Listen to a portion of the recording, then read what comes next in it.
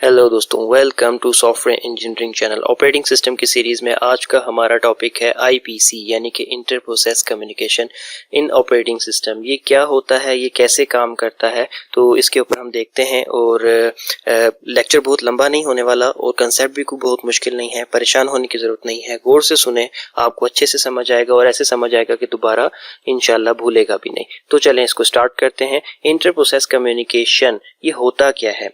Basically inter process communication एक ability होती है, काबिलियत होती है एक कंप्यूटर में मौजूद दो प्रोसेसेस की एक दूसरे से बात करने की। ठीक है, यानी कि अगर आपके कंप्यूटर के अंदर दो प्रोसेस चल रहे हैं तो वो आपस में एक दूसरे से बात भी करते हैं, एक दूसरे के साथ डाटा भी शेयर करते हैं, एक दूसरे को सम टाइम कंट्रोल भी करते हैं। तो ये जितनी भी काबिलियत होती है उनकी ये सब करने की, इसको क्या कहते हैं? इंटर प्रोसेस कम्युनिकेशन, यानी कि प्रोसेसेस के दरमियान की कम्युनिकेशन, बातचीत। ठीक हो गया। अब where will be those processes, यानी कि जो प्रोसेस आपस में कम्युनिकेट कर रहे हैं या बात कर रहे हैं वो होंगे कहाँ? तो अब आपके माइंड में एक जवाब आया होगा कि डेफिनेटली वो एक कंप्यूटर के अंदर मौजूद होंगे। तो बिल्कुल सही है, मैंने भी अभी आपको यही बताया था कि एक कंप्यूटर के अंदर मौजूद दो प्रोसेसेस जो एक दूसरे से बात कर रहे हैं उसको इंटर प्रोसेस कम्युनिकेशन कहते हैं। आंसर ये बिल्कुल ठीक है, लेकिन आंसर सिर्फ इतना ही नहीं है। इसके आंसर में एक चीज ये भी ऐड होती है कि जरूरी नहीं होता कि जो दो प्रोसेसेस एक दूसरे से बात कर रहे हो वो एक ही कंप्यूटर के ऊपर हो। ऐसा भी पॉसिबल है कि एक नेटवर्क हो, उसमें दो कंप्यूटर कनेक्ट हुए हुए हों, एक प्रोसेस कंप्यूटर ए में हो, एक का प्रोसेस कंप्यूटर बी में हो, और कंप्यूटर ए का प्रोसेस कंप्यूटर बी से बात कर सकता है, क्योंकि वो दोनों कंप्यूटर जिनके अंदर वो प्रोसेसेस हैं वो दोनों कंप्यूटर एक ही नेटवर्क में मौजूद हैं। ठीक हो गया। तो इस तरीके से भी पॉसिबल हो सकता है। अच्छा, इसके अलावा आईपीसी यानी कि इंटर प्रोसेस कम्युनिकेशन का जो सिस्टम है वो ये भी अलाउ करता है कि एक एप्लीकेशन दूसरी एप्लीकेशन को कंट्रोल कर सके। किस तरीके से कि फॉर एग्जांपल आप कंप्यूटर पे जब काम कर रहे होंगे तो आपने अक्सर ऐसा होता है कि आपने एक सॉफ्टवेयर खोला होता है और साथ ही दूसरा सॉफ्टवेयर भी खोला होता है। तो समटाइम क्या होता है कि जो दूसरा सॉफ्टवेयर होता है वो समहाउ लिंक हो रहा होता है आपके पहले खुले हुए सॉफ्टवेयर से, या फिर उसका सब पार्ट होता है, उसी के अंदर की खुली हुई एक विंडो होती है। तो जब तक आप एक विंडो को बंद नहीं कर देते दूसरी विंडो के कंट्रोल्स को आप एक्सेस नहीं कर सकते, पहले वाली विंडो आपके सामने फ्लैश करती रहती है। तो ऐसा क्यों हो रहा होता है? क्योंकि एक एप्लीकेशन का एक पार्ट दूसरे पार्ट को कंट्रोल कर रहा होता है। ठीक है, और एक एप्लीकेशन के एक पार्ट का जो प्रोसेस है वो दूसरे पार्ट के प्रोसेस को कंट्रोल कर रहा होता है। सम टाइम ये चीज एक एप्लीकेशन के अंदर हो रही होती है और सम टाइम ऐसा होता है कि ये चीज दो डिफरेंट सॉफ्टवेयर के दरमियान भी हो रही होती है कि एक सॉफ्टवेयर जो कंप्यूटर पे चल रहा है वो दूसरे सॉफ्टवेयर को कंट्रोल कर रहा होता है। ठीक है,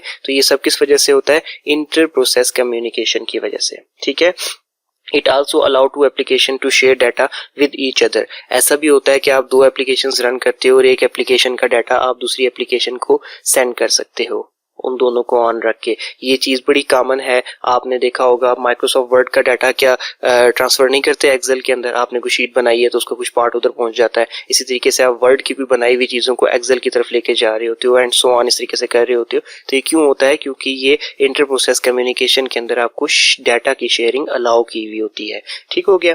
अच्छा, चले हम आगे जाते हैं अब। अच्छा, IPC is an important thing in the multi-programming system, or we can say multi-programming system depends on this system। अब ये एक बड़ी इंपॉर्टेंट चीज है कि जो आपके पास दो किस्म के ऑपरेटिंग सिस्टम होते हैं। एक होता है सिंगल प्रोसेस ऑपरेटिंग सिस्टम, ठीक है, जैसे कि आपका MS DOS है। ठीक हो गया। एक होता है मल्टी प्रोग्रामिंग ऑपरेटिंग सिस्टम।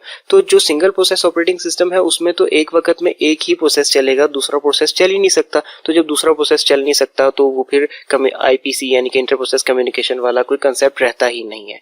ये सारा कंसेप्ट जो है मल्टी प्रोग्रामिंग ऑपरेटिंग सिस्टम के साथ लिंक है। ये सिर्फ मल्टी प्रोग्रामिंग सिस्टम में होता है और मल्टी प्रोग्रामिंग सिस्टम इसके ऊपर काफी हद तक डिपेंड करके बैठा होता है। ठीक हो गया। तो ये चीज आपको क्लियर होनी चाहिए कि IPC का system multi programming operating system के लिए है, सिंगल प्रोसेस ऑपरेटिंग सिस्टम के लिए नहीं है। मल्टी प्रोग्रामिंग ऑपरेटिंग सिस्टम की एग्जांपल है आपकी माइक्रोसॉफ्ट विंडो। जो विंडो आप अपने लैपटॉप पे यूज करते हैं नॉर्मली, वो एक मल्टी प्रोग्रामिंग ऑपरेटिंग सिस्टम है और वो IPC यानी कि इंटर प्रोसेस कम्युनिकेशन सिस्टम को यूज करती है। और विंडो वाले इस IPC को कहते हैं कि इसका नाम है डायनामिक डाटा एक्सचेंज सिस्टम। क्योंकि ये IPC जो है ये कंसेप्ट है ना, तो इस कंसेप्ट को आगे फिर हर तमाम लोगों ने जो विंडोज या फिर जो ऑपरेटिंग सिस्टम बनाते हैं सब लोगों ने अपनी हिसाब से इसका एक नाम रखा हुआ है। तो इस IPC का जो है माइक्रोसॉफ्ट वालों ने अपनी विंडोज के लिए इस IPC का नाम रखा हुआ है dynamic data exchange system. Okay हो गया। चले अब आगे चलते हैं। अच्छा, in an multi-programming operating system, many processes may be running at the same time. In the context of RPC, we can divide those processes into two main categories. ठीक हो गया। अब देखें जो मल्टी प्रोग्रामिंग सिस्टम होता है, definitely उसके ऊपर एक प्रोसेस तो नहीं चल रहा होता, बहुत सारे प्रोसेसेस चल रहे होते हैं। अब आईपीसी के सेंस में जब आप बात कर रहे हो तो आप उन प्रोसेसेस को दो किस्म की कैटेगरीज में डिवाइड कर सकते हो। एक हो गया आपका इंडिपेंडेंट प्रोसेस और दूसरा आपका हो गया कोऑपरेटिंग प्रोसेस। ठीक हो गया। अब जो आपका इंडिपेंडेंट प्रोसेस होता है वो तो आपको नाम से ही बता रहा है कि वो होता multi programming operating system environment के अंदर है, लेकिन ना वो कभी किसी से कोई डाटा मांगता है, यानी कभी किसी और प्रोसेस से डाटा मांगता है, और ना ही वो अपना डाटा किसी और प्रोसेस के साथ शेयर करता है, यानी कि वो इंडिपेंडेंटली काम कर रहा होता है। एक तो कैटेगरी ये हो गई। तो ऐसे तमाम process multi programming operating system में जो ना किसी से कुछ लें ना किसी को कुछ दें, उन तमाम प्रोसेसेस को हम इंडिपेंडेंट प्रोसेस की कैटेगरी के अंदर रखते हैं। इसके बाद दूसरा आ जाता है आपका कोऑपरेटिंग प्रोसेस। अच्छा, इसके भी नाम से ही आपको जाहिर हो चुका होगा, इसका सारा का सारा काम करने का तरीका इंडिपेंडेंट प्रोसेस के ऑपोजिट है।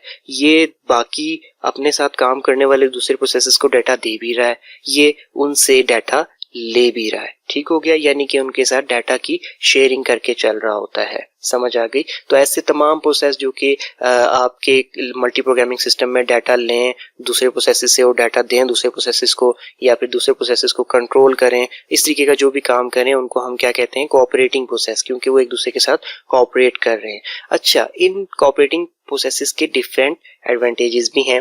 एक तो है कि इंफॉर्मेशन शेयरिंग, इसके बारे में हम पहले डिस्कस कर चुके हैं। डेफिनेटली जब एक दूसरे के साथ कोऑपरेट कर रहे हैं तो कोऑपरेट वो इसी सेंस में कर रहे हैं कि एक को इंफॉर्मेशन दे रहा है और एक ले रहा है, और एक दूसरे के साथ इस तरीके से ये लेना देना चल रहा है। दूसरी बात क्या होती है, कंप्यूटेशन स्पीड अप हो जाती है इससे। ठीक हो गया।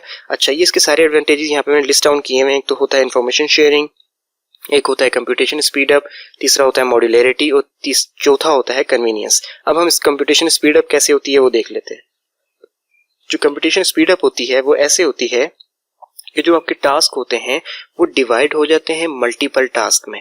All task run parallel and achieve the required result. अब होता क्या है कि जितने भी आपके टास्क चल रहे हैं ना, उनको क्या होता है कि वो एक बड़ा टास्क होता है, तो उस बड़े टास्क को एक साथ चलाने की बजाय ये जो कोऑपरेटिंग प्रोसेस होते हैं क्या करते हैं कि उस टास्क को डिवाइड कर लेते हैं छोटे छोटे टास्क के अंदर, और क्या करते हैं कि थोड़ा थोड़ा काम सारे प्रोसेस एक छोटे छोटे टास्क में डिवाइड किया है, उसमें से एक छोटा टास्क एक प्रोसेस के पास चला जाएगा, दूसरा छोटा टास्क दूसरे प्रोसेस के पास, तीसरा तीसरे प्रोसेस के पास। इस तरीके से सब प्रोसेसेस के पास एक बड़ा प्रोसेस तकसीम होके पहुंच जाएगा। सारे प्रोसेस आपस में बात भी करते रहेंगे और पैरेलल एक साथ काम भी करते रहेंगे, तो एक बड़ा काम जो है वो जल्दी हो जाएगा, जिससे आपकी कंप्यूटेशन स्पीड बढ़ जाती है। ठीक हो गया। अच्छा, उसके बाद modularity, divide a function into separate processes and threads. अच्छा, थ्रेड्स का कंसेप्ट अभी तक मैंने शायद अपने चैनल पे उस तरीके से नहीं दिया है, तो मैं आपको आगे जाके दूंगा, लेकिन प्रोसेसेस की बेस पे इस मॉड्यूलरिटी को हम समझ लेते हैं कि जो एक बड़ा फंक्शन होता है उसको छोटे छोटे जब पीसेस में तोड़ दिया जाता है, और हर एक पीस एक अलग प्रोसेस को जब असाइन कर दिया जाता है या फिर थ्रेड को असाइन कर दिया जाता है, तो वो छोटे छोटे मॉड्यूल्स बन जाते हैं। तो इस तरीके से आपका एक मॉड्यूलरिटी भी अचीव हो रही होती है इस सिस्टम के अंदर। अच्छा, फिर उसके बाद क्या आ जाता है, कन्वीनियंस। अब इसमें क्या होता है, if user is using the same data in different task conflict can be arise, so this system try to avoid conflict। अब जो कोऑपरेटिंग सिस्टम होता है जब उसके अंदर डाटा शेयरिंग चल रही होती है, तो क्या होता है कि एक टास्क का डाटा जो है एक जगह यूज हो रहा होगा और साथ ही साथ दूसरी जगह पे भी यूज हो रहा होगा। तो कहीं ऐसा भी तो हो सकता है कि जब दो जगह पे एक डाटा यूज हो रहा हो तो एक बंदा आके उसको अपडेट करे और दूसरा उसको उठाए, और अभी दूसरा उसको उठा के वापस उठाने के लिए आ रहा हो तो उससे पहले पहले उसकी वैल्यू दोबारा चेंज हो जाए, तो जो पहले वाला है वो कंफ्यूज हो जाएगा कि ये क्या हुआ, अभी तो वैल्यू कुछ और थी, अब मैंने दोबारा उठाया तो वैल्यू कुछ और आ रही है। तो रिजल्ट्स के अंदर डिफरेंस आ जाता है, ओवरऑल कंप्यूटर की परफॉर्मेंस खराब हो जाती है, वर्किंग जो है वो डाउन चली जाती है। तो इस किस्म के मामलात को डील करने के लिए भी कोऑपरेटिंग प्रोसेस के अंदर प्रॉपर स्ट्रेटजीज होती हैं कि जो आपका अगर दो प्रोसेस या फिर दो किस्म की दो जगह पर एक सेम डाटा यूज हो रहा है या फिर इस तरीके का कोई चक्कर है, तो कम से कम उनके दरमियान कोई कन्फ्लिक्ट ना आए। ऐसा ना हो कि दोनों डाटा को उठाने के लिए आए वहीं पे लॉक हो जाए, ऐसा ना हो कि एक डाटा को उठाए दूसरा अपडेट करे और पहले वाला वापस आए तो उसको वैल्यू चेंज हुई भी मिले, तो वो कंफ्यूज हो जाए कि ये क्या हुआ, पहले कुछ और वैल्यू थी अब कुछ और वैल्यू है। तो ये इस किस्म सिस्टम के कन्फ्लिक्ट्स आ सकते हैं जब एक से ज़्यादा टास्क में सेम डाटा यूज़ हो रहा होता है। तो इस तरीके के कन्फ्लिक्ट्स को दूर करने की भी सलाहियत आपके ऑपरेटिंग प्रोसेस के पास होती है। ठीक हो गया। अच्छा, इस तरीके की चीज़ों को डील करने के लिए और इश्यूज़ को डील करने के लिए मेमोरी मॉडल्स होते हैं आपके सिस्टम में। एक मेमोरी मॉडल का नाम है शेयर्ड मेमोरी मॉडल, दूसरे का नाम है message passing system. Shared memory model और मैसेज पासिंग सिस्टम क्या है ये हम इस लेक्चर में नहीं, आगे नेक्स्ट फिर किसी लेक्चर में देखेंगे। तो ये टॉपिक जो था हमारा या फिर ये जो लेक्चर था ये इस चीज़ पे बेस्ड था कि आईपीसी यानी इंटर प्रोसेस कम्युनिकेशन क्या होता है। तो आई होप सो कि आपको अच्छे से समझ आ गया होगा। अगर कहीं पे कोई मिस्टेक नजर आए तो प्लीज़ पॉइंट आउट कर दीजिएगा ताकि आपकी तरह बाकी देखने वालों की भी करेक्शन हो जाए। वीडियो अच्छी लगे तो लाइक कर दीजिएगा और चैनल इन्फॉर्मेटिव लगे तो सब्सक्राइब कर दीजिएगा। मिलते हैं दोबारा से किसी नेक्स्ट वीडियो में। और उससे पहले मैं आपको बताता चला जाऊँ कि हमारी वीडियोज़ के रेलेवेंट तमाम लेक्चर्स के नोट्स जो होते हैं वो हमारी वेबसाइट mysoftwarenotes.com पे मौजूद होते हैं। अगर आपको चाहिए हो तो प्लीज़ वहाँ से उठा लीजिएगा। और अगर आपको किसी भी टॉपिक के ऊपर वीडियो बनवानी है तो आप उस टॉपिक का नाम किसी भी वीडियो के कमेंट सेक्शन में जाके मेंशन कर सकते हैं। अगर वो हमारे चैनल के जो डोमेन है उसके रेलेवेंट होगा तो हम ज़रूर कोशिश करेंगे कि उसको जितना जल्दी हो सके कवर करें। तो दोबारा मिलते हैं किसी नेक्स्ट वीडियो में, तब तक के लिए बाय बाय।